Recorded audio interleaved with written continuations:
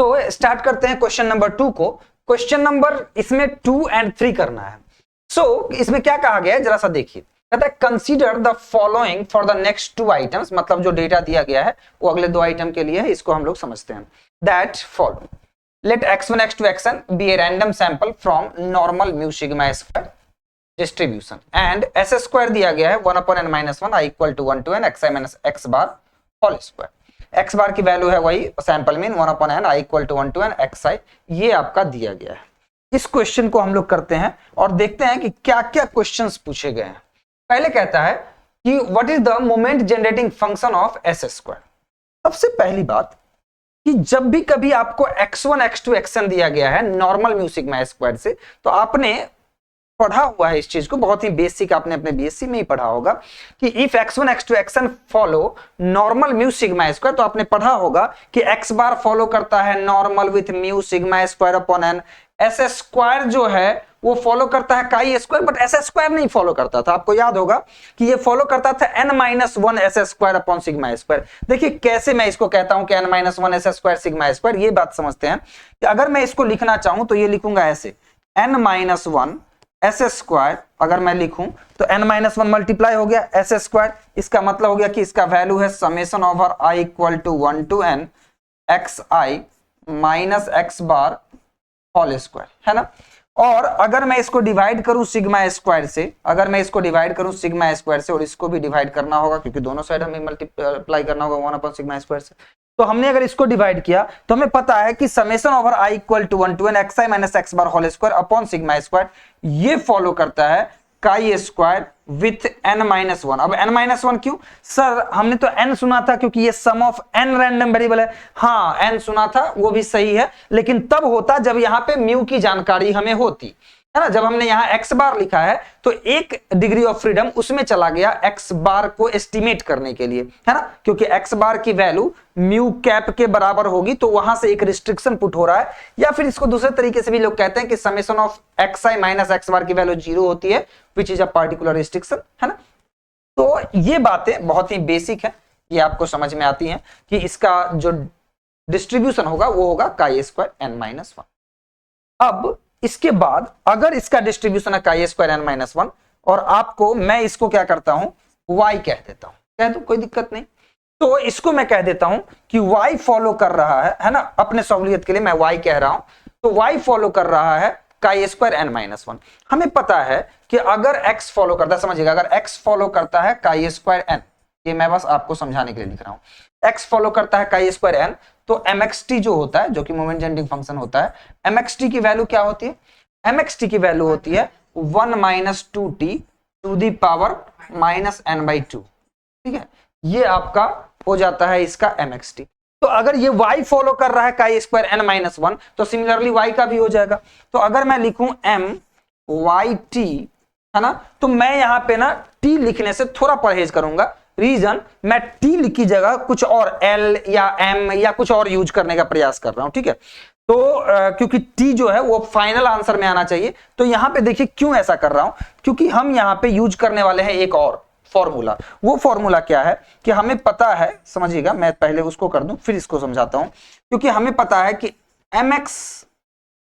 mcxt अगर आप निकालते हैं ना, mcxt अगर आप निकालते हैं तो इसका वैल्यू mxct के बराबर होता है, ठीक है, mxct के बराबर होता है। आपको ये बातें पता है। और यहां पे हमें पूछा गया, अगर मैंने कहा कि myt, तो आसानी से मैं myt तो लिख दूंगा, लेकिन हमें y का नहीं निकालना, हमें निकालना है एस स्क्वायर का, है ना, क्योंकि क्वेश्चन में वही पूछा गया है कि क्वेश्चन में कहा गया कि एस स्क्वायर का मोमेंट जनरेटिंग फंक्शन बतलाओ।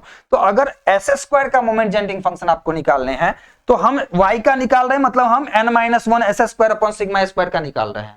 लेकिन n-1 और सिग्मा स्क्वायर तो कांस्टेंट है जिसको मैं c की जगह पे यूज कर सकता हूं, है ना। तो हम cx और xc, तो यहां पे ना हमें एस स्क्वायर की जगह ये जो x दिख रहा है वो x की जगह पे एस स्क्वायर आना है और c की जगह पे आना है n-1 सिग्मा स्क्वायर। तो यहां पे ct तो होना नहीं चाहिए, होना चाहिए t, है ना, क्योंकि m एस स्क्वायर t, अगर हमें एस स्क्वायर का निकालना है तो हो जाएगा m S square N t, है ना। तो मैं पहले ही टी लिख दूंगा तो लास्ट में टी नहीं ला पाऊंगा, इसलिए मैं टी की जगह टी डैश या एल यूज कर देता हूं, कोई दिक्कत नहीं। तो जरा सा देखिए मैं यहां पे एल यूज करने का प्रयास करता हूं। तो अगर मैंने कहा कि एम वाई एंड एल कहता हूं, ठीक है, कोई दिक्कत नहीं, एल यूज कर सकता हूं।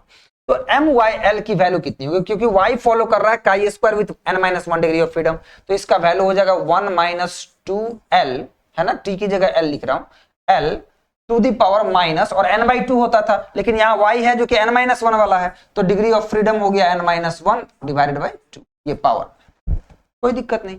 अब समझिए, यहां पे हमें पता है, अभी हमने कहा कि ये जो है ना y कुछ और नहीं n माइनस 1 है ना, S square upon sigma square है, एंड l तो अपनी जगह पे रहा है। तो अगर मैंने इसको कहा कि दिस इज इक्वल टू, तो हमें पता है कि m, अभी मैंने बताया था ना आपको कि m cxt का वैल्यू जो होता है वो mx ct के बराबर हो जाता है ना, ये बातें मैंने अब बतला दी। तो अगर मैं इसकी बात करूं तो इसका वैल्यू हो जाएगा m s स्क्वायर, है ना, और इसका वैल्यू हो जाएगा n minus 1 l upon sigma square, ठीक है, और इसका वैल्यू मैंने अभी लिखा हुआ है 1 माइनस 2l, ये वाला है ना, 1 minus 2l to the power minus n minus 1 by, कोई दिक्कत नहीं, कोई दिक्कत।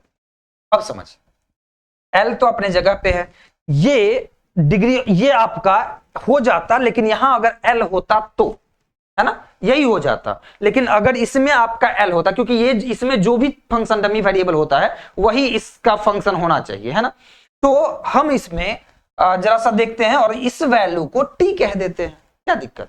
तो मैं जरा सा लिखता हूं कि लेट अस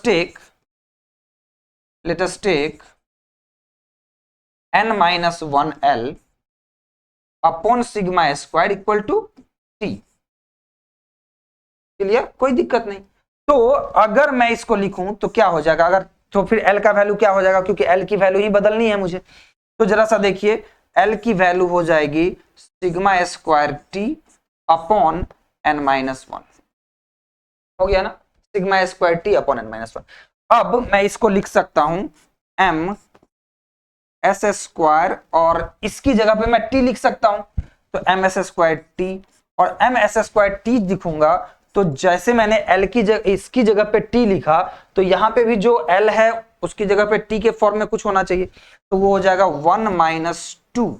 अब l की जगह पे लिखेंगे ये sigma square t upon n minus 1, कोई दिक्कत, to the power minus n minus 1 by 2, ये आपका आंसर होना चाहिए, 1 minus 2 sigma square t upon n minus 1 upon n minus 1 to the power n minus 1 by 2, और ये अगर आपका आंसर आ रहा है तो फिर आपका आंसर सही है, गॉट द पॉइंट।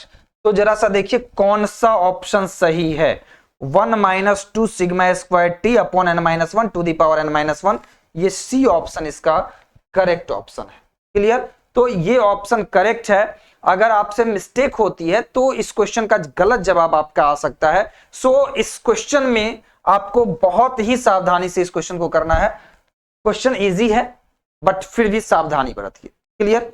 चलिए अगला क्वेश्चन जो है वो जरा सा देखते हैं, क्योंकि इसमें 2 क्वेश्चन थे अपने, तो एक क्वेश्चन तो हमने कर लिया, लेकिन दूसरा क्वेश्चन भी करना जरूरी है, और जो पहला क्वेश्चन था आपका हो चुका है क्योंकि इसमें 2 आइटम थे, तो फर्स्ट क्वेश्चन हमने कर लिया है। सेकेंड क्वेश्चन क्या कहता है जरा सा देखिए, तो इसका C is the correct option. लेकिन सेकेंड क्वेश्चन क्या कहता है, सेकेंड क्वेश्चन कहता है कि if r equal to 1/2 gamma n minus 3/2 अपॉन gamma n minus 1/2 for n greater than equal to 3। इस क्वेश्चन को जरा गौर से समझिएगा, क्योंकि इस क्वेश्चन को करने के ना मैं 2 तरीके बतलाऊंगा, और ये भी बतलाऊंगा कि एक तरीके जो शायद बहुत सारे बच्चों के लिए ज्यादा आसान होगा, वो क्यों मैं नहीं लगा रहा हूं, है ना, क्योंकि दोनों ही चीजें समझनी है।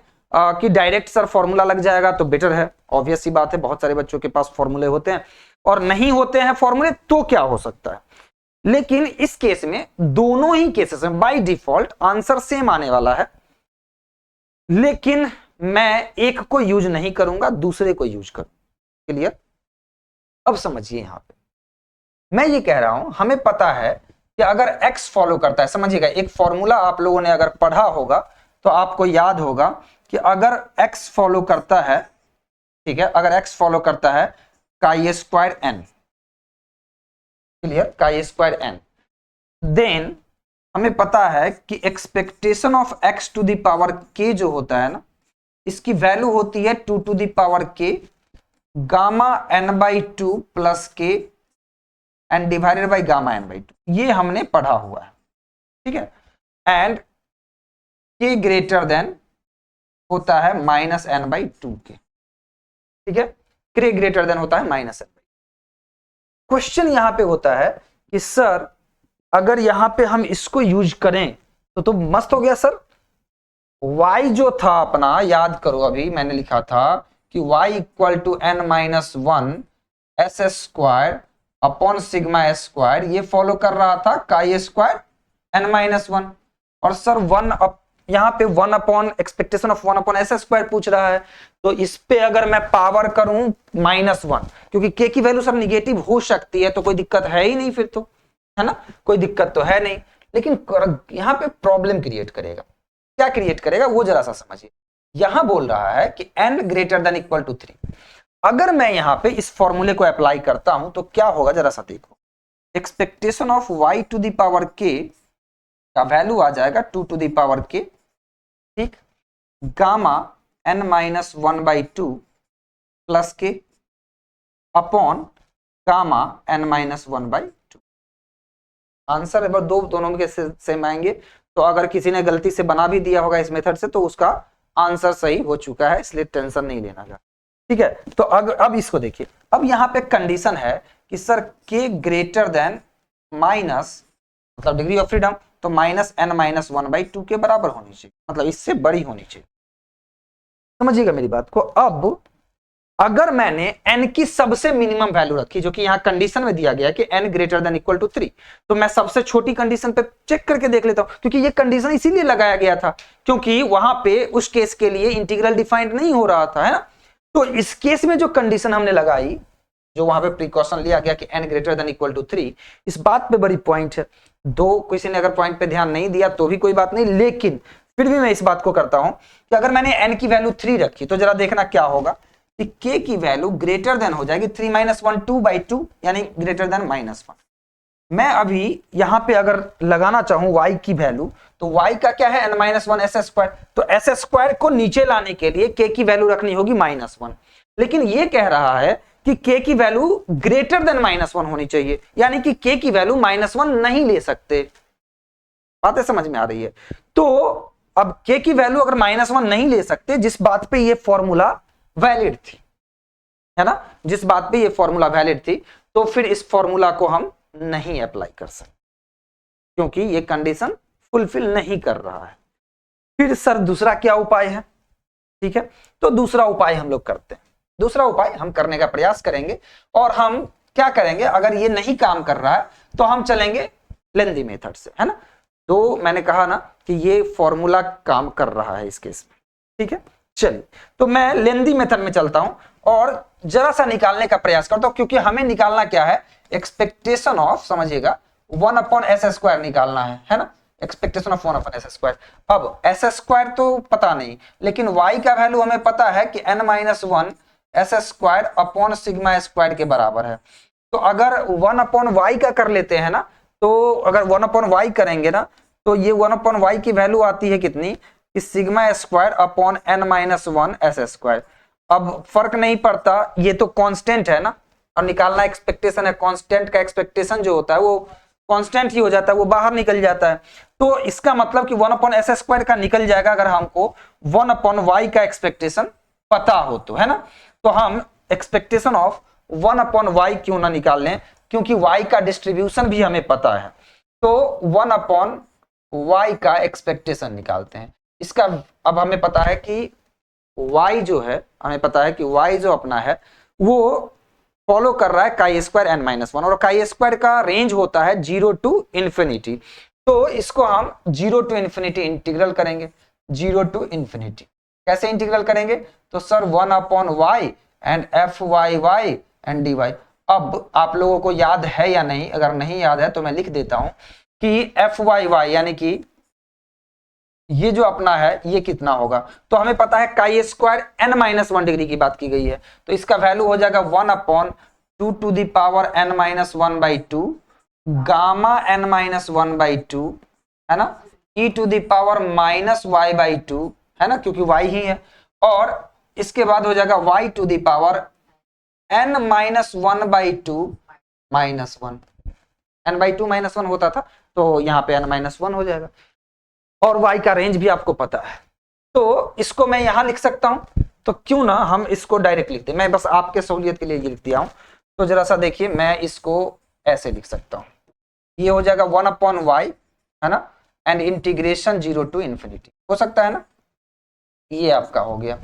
अब अगर आप इसको सॉल्व करेंगे तो जरा सा देखिए 1/y है, यानी y के पावर में -1, यही मतलब हुआ ना, तो y के पावर -1, ऐसा dy यहां पे लगा सकते हैं, तो अब y के पावर -1 यहां आ सकता है ना, तो जरा सा इसको मैं लगाता हूं, यहां पे मैं इन सबको बाहर ले आता हूं और मैं लिखता हूं 1/2 to the power n-1/2 gamma n-1/2, clear, gamma n-1/2। अब समझिए मेरी बात को, यहां पे लिखूंगा 0 to infinity, clear, e to the power -y/2, लेकिन मैं इसको थोड़ा सा कन्वर्ट करूंगा, तो जरा सा मैं जगह लेके लिखता हूं e to the power -y/2 and y to the power, इसको जरा सा कीजिए तो n-1 और -2, तो n-3/2 n-1 ये वाला, ठीक है, -1 dy। अगर आप इसको सही से देखें और मैं इसको 1/2 to the power n-3/2 gamma n-3/2 से अगर मैं डिवाइड कर दूं, तो ये हो जाएगा काई squared with n-3 degree of freedom. तो अगर मैंने यहां डिवाइड किया है तो मल्टीप्लाई भी तो करूंगा ना साथ में, तो मैं मल्टीप्लाई कर लेता हूं, तो ये हो गया 2 to the power n-3/2 and gamma n-3/2। अब integration from 0 to infinity of chi square, ये हो जाएगा कितना 1, तो आपका ये निकल के आ जाएगा, है ना, तो जरा सा इसको देखिए, मैं इसको ऐसे लिख देता हूं। अब एक चीज और, अभी आपने किया था इसी चीज को आपने लिखा था n-3/2, क्लियर, तो इसको मैं लिख सकता हूं कि ये वैल्यू जो है ये है 2 to the power n-1/2 into 2 to the power -1, यही है ना, -1 and divided by 2 to the power n-1/2,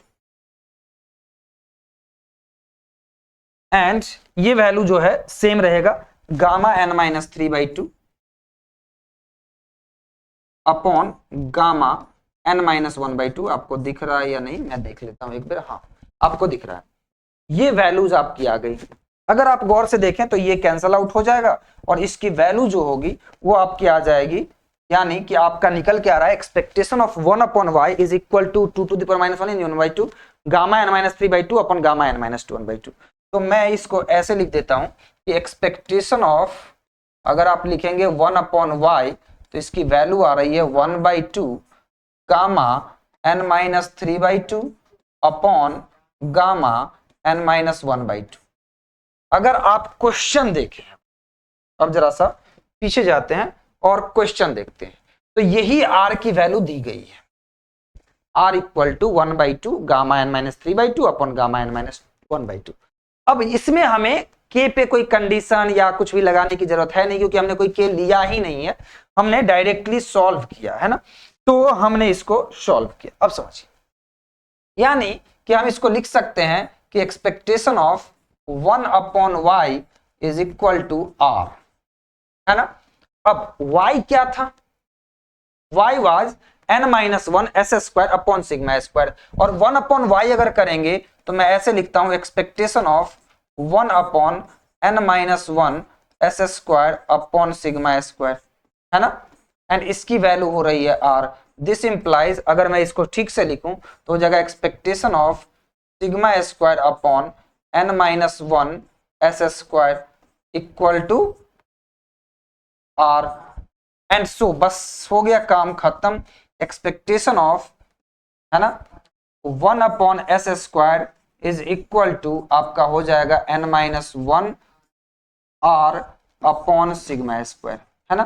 तो ये आपका आंसर निकल के आ जाएगा। अब समझिए मेरी बात को।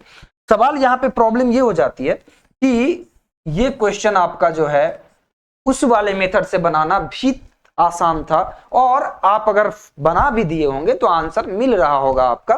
बट अगर कभी सब्जेक्टिव में आए ये क्वेश्चन तो कभी भी उस मेथड से ना बनाएं, क्योंकि वो मेथड आपके ऑब्जेक्टिव में तो आपका आंसर मैच कर रहा है, सब्जेक्टिव में अगर किसी ने उस पॉइंट पे ब्लैंक कर दिया तो गलत हो जाएगा। ठीक है, तो इसलिए दोनों पॉइंट पे कहां मिस्टेक हो सकती है वो भी देखिए। अब आप देख सकते हैं कि क्वेश्चन का आपका आंसर क्या है, n-1r sigma square which is the option A. Clear? तो ये आपका क्वेश्चन है जो कि आपने देखा बेस्ड ऑन काई स्क्वायर।